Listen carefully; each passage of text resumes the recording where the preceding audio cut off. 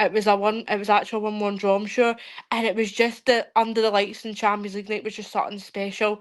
I mean, it was my first experience at a Champions League game, which was really special. But I think that's probably like kind of my earliest memories. But I just go to games when I can, and I think just experiencing the atmosphere at Parkhead when everybody's cheering on, it's just brilliant to see it. So that's probably one of my earliest memories of Parkhead, to be fair.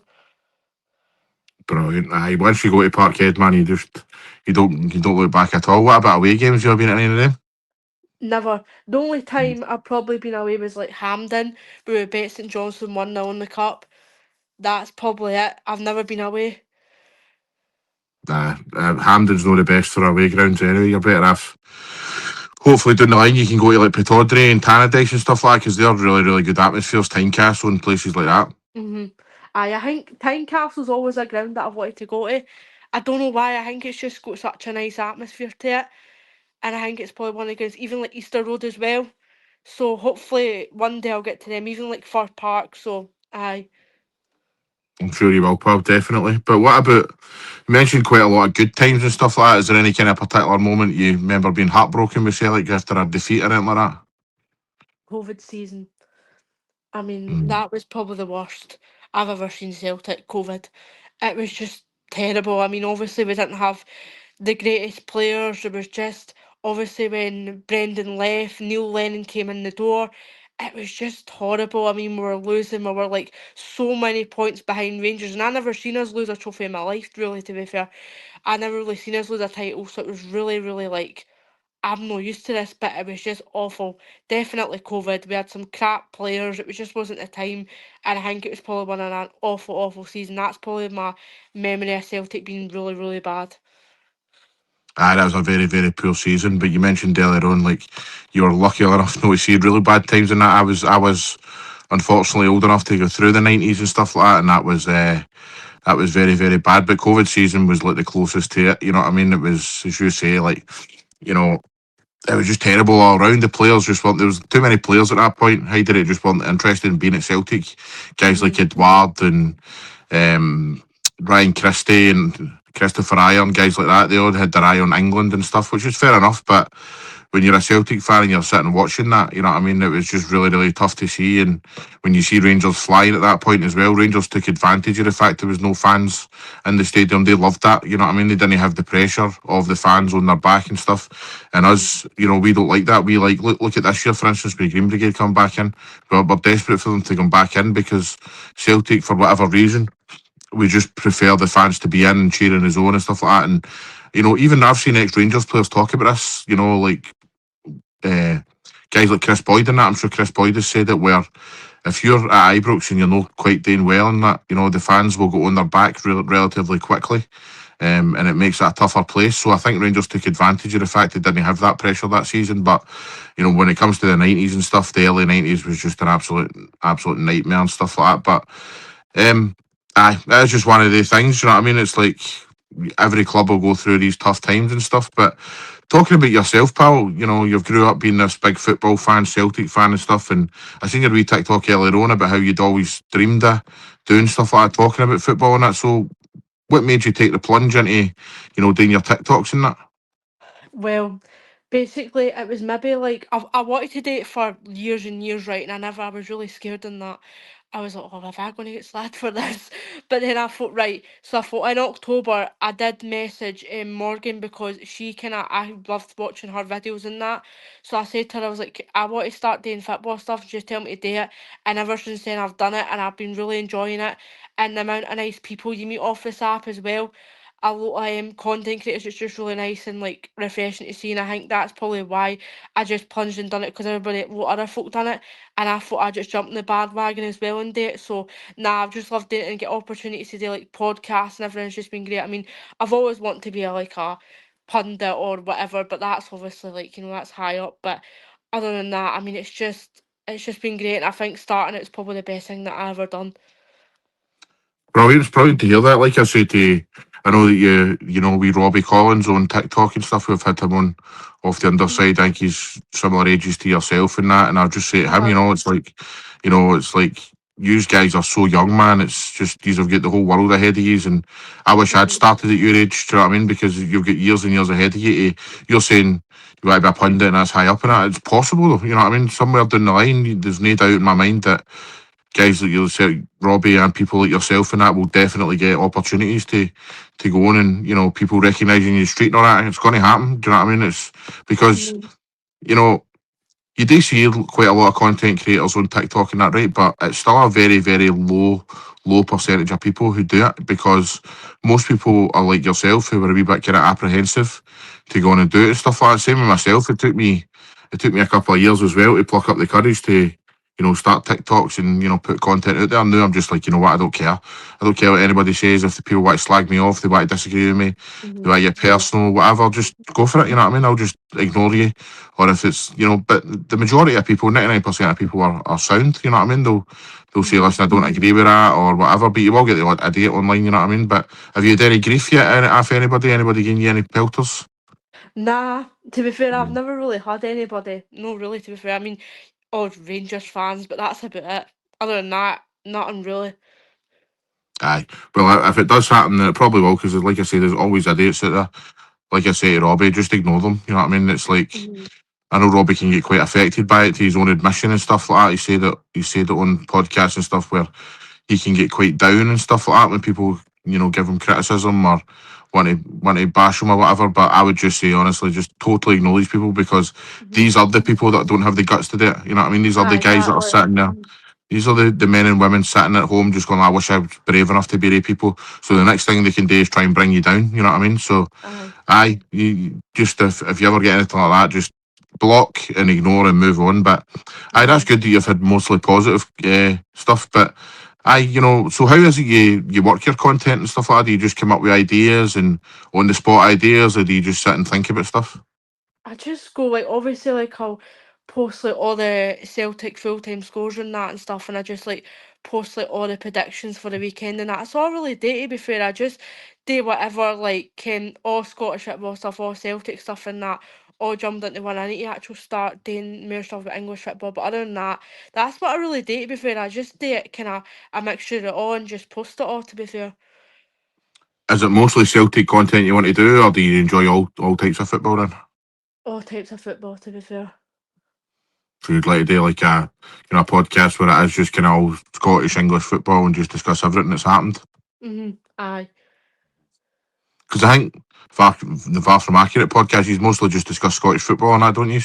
Aye, we do, aye. Aye, well, you're better off going down that road then and just trying to. But it's having the time to do that stuff, isn't it? You know what I mean? It's like, Mhm.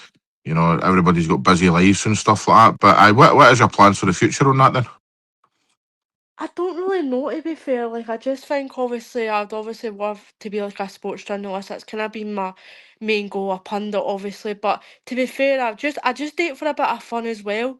Like that's what I like. I enjoy football. It's like my hobby. Like I enjoy football. I enjoy watching it. I enjoy analysing it. So it's just kind of a hobby as well. So honestly, if I didn't go far, it doesn't really bother me. But it's kind of obviously my dream to work in sports journalism and stuff. So aye. Have you looked into avenues of going down that road, going to college and going to uni and stuff like that and getting opportunities?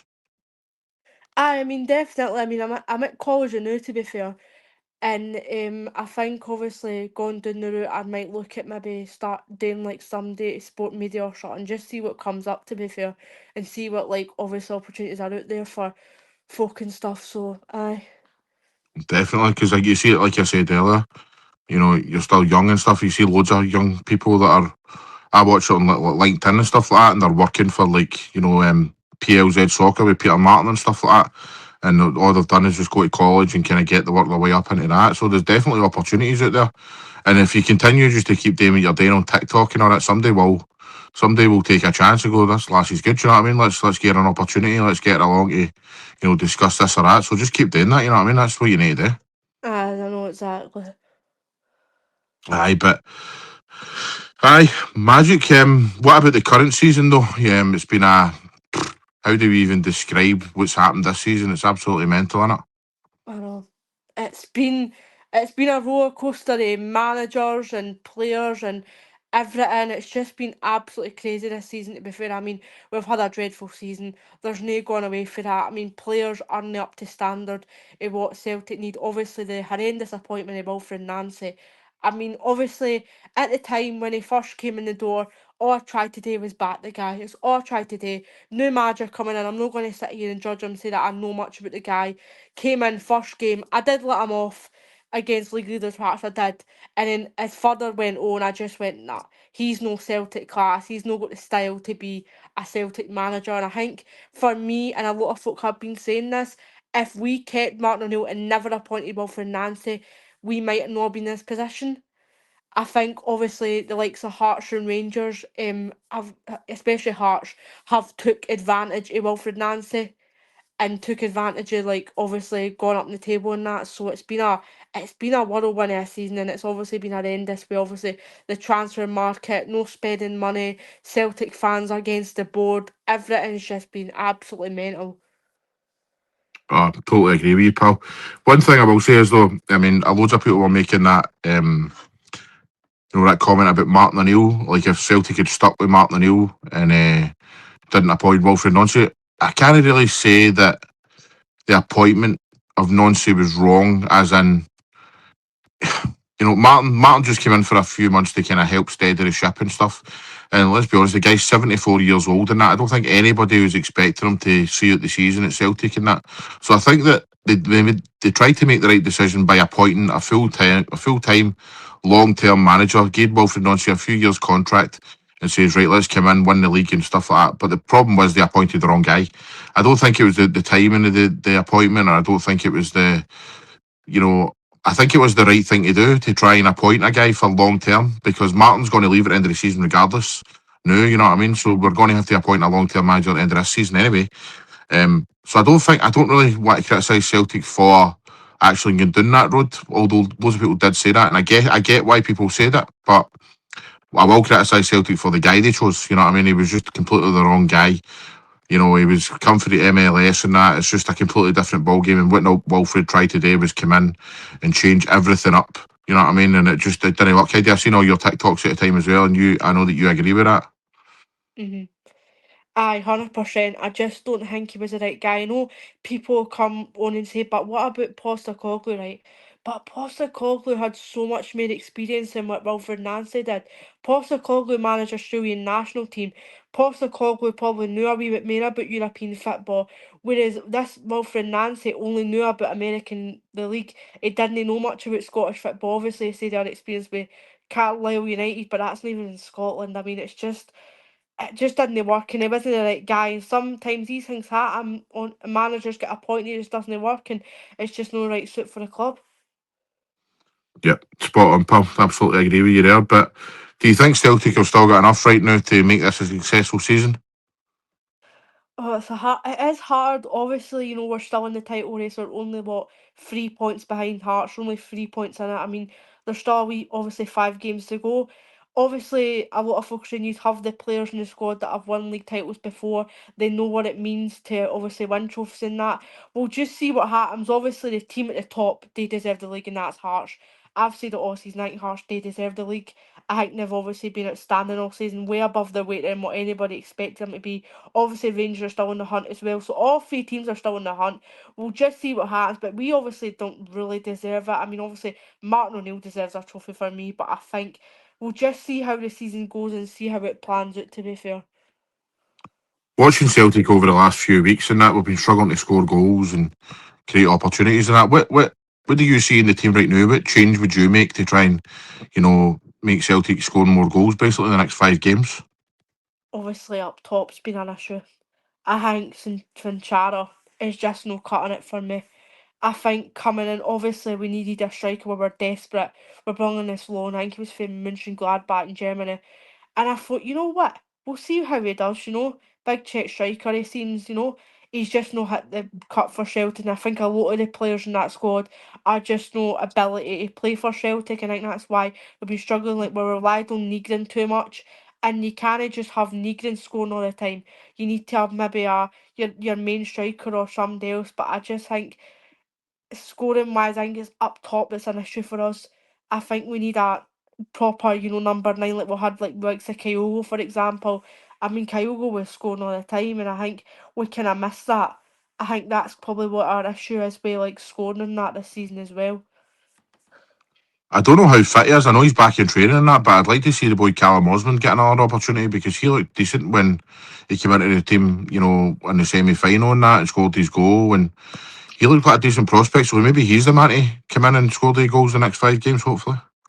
I mean, obviously, I did like him. I mean, obviously, when he scored against the Rangers and stuff, I thought, you know what? He seems like obviously a decent young player. He's only 19. He's similar to me. He's still got a long career ahead of him. Obviously, it was when he got injured in Europe. I was like, oh, that's no great. Obviously, I wanted him maybe to progress, but hopefully, he does progress at Celtic because he seems obviously a decent young striker. He's obviously came for Fulham.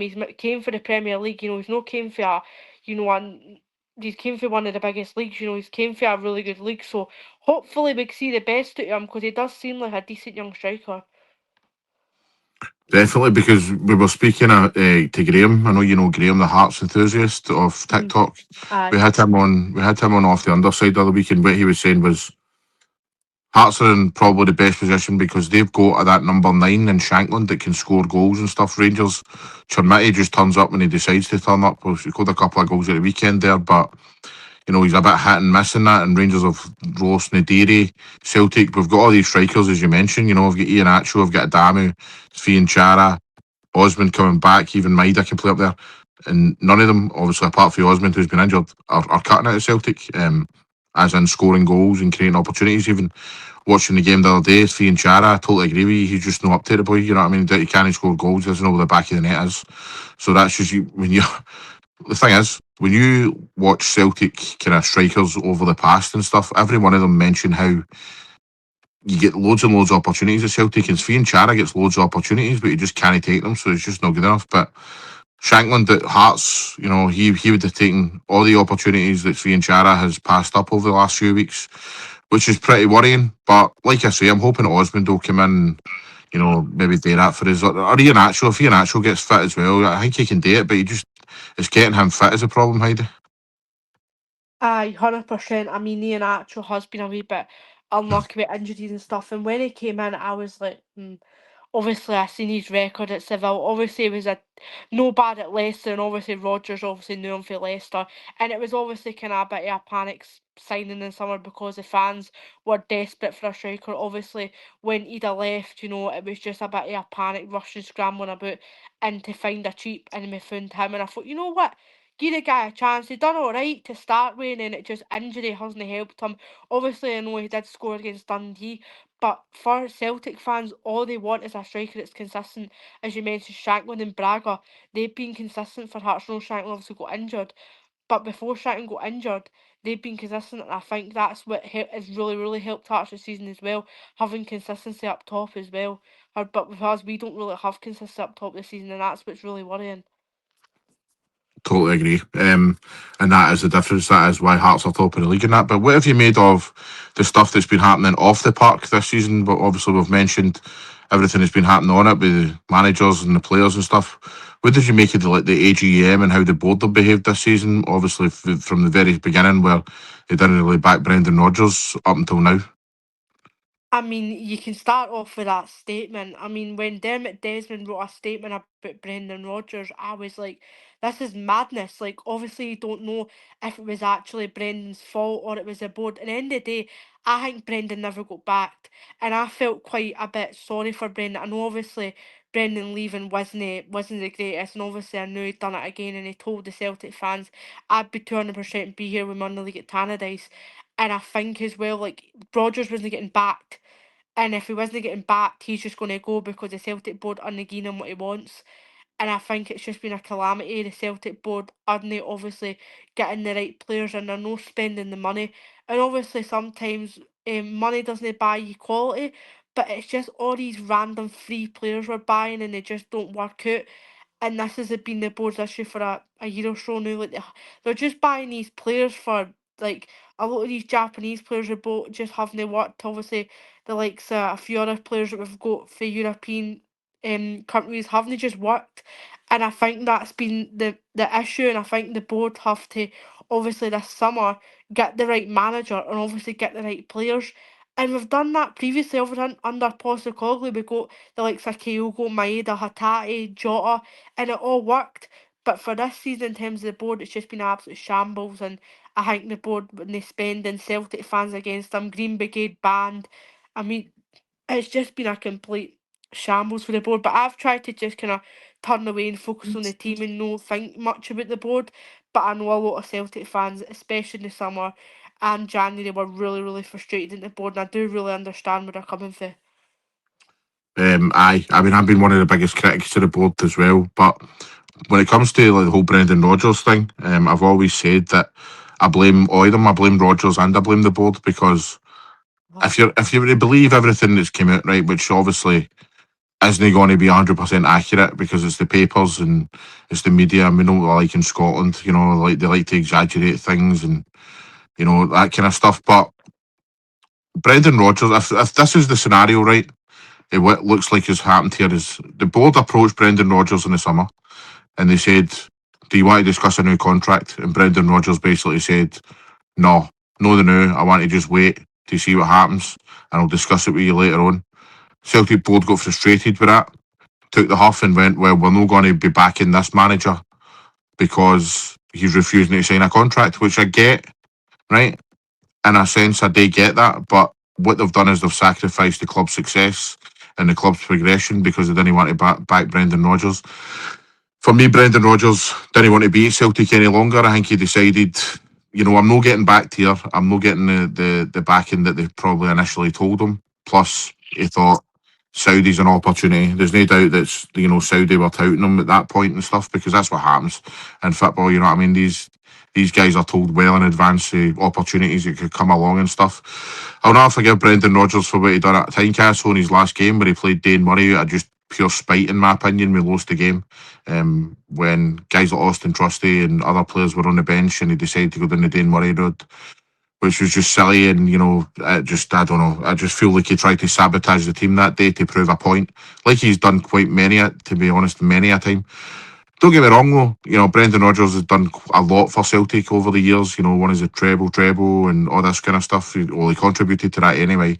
Went a kind of invincible season. So Brendan Rodgers done a lot for Celtic, but I can't have it that he's a Celtic fan because he walked away from the club. And the thing is, I wouldn't. If any of us were in that position, regardless of how the board won stuff, you wouldn't have walked away because you're a Celtic fan and you stick by the club and stuff. But Brendan Rodgers decided he wanted to go. So that's the reason for that. Then you get the board, who have just been a total disgrace this season. When it comes to the AGM, Heidi, I thought they were a total and utter disgrace that day. Ross Desmond coming out and basically just making it us against shoes and trying to antagonise the fans and we will not be bullied and all this. And then Peter Lawwell saying, I'll cut this short. And that was just a completely wrong approach. What he should have done that day was just turn up and go, you know what? We've made mistakes.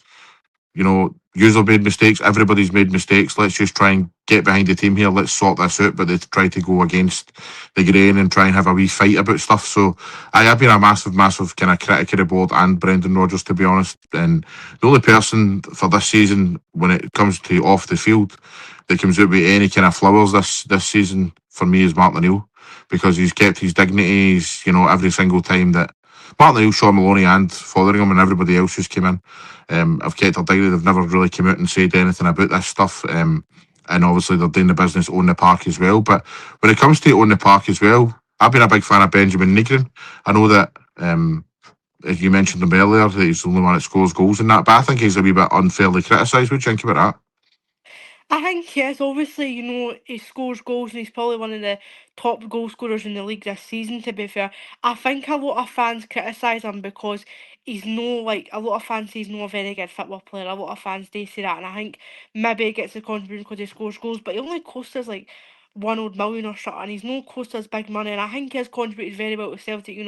As long as my player is scoring goals and making contributions, that does me fine. I think he's done very well, and obviously, I know fans will have their criticised, that's fine.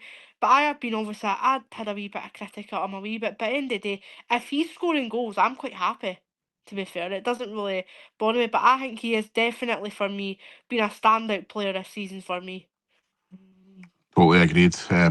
He's been the only kind of bright spark, to be honest. Everybody else has been a bit inconsistent and stuff. I think Sinisalo's done well since he's come in, quite commanding his boxing that, but I'm with you. I think McGreen's a bit the only one that's kind of shown anything. But when it comes to, obviously this season will take care of itself, or we're going to just sit and hope, watch every game and pray that we do get the job done and we win the league and that. But when it comes to next season, Heidi, what are you thinking about the next manager on that? Is there any names that pop to your head that you'd like to see come in?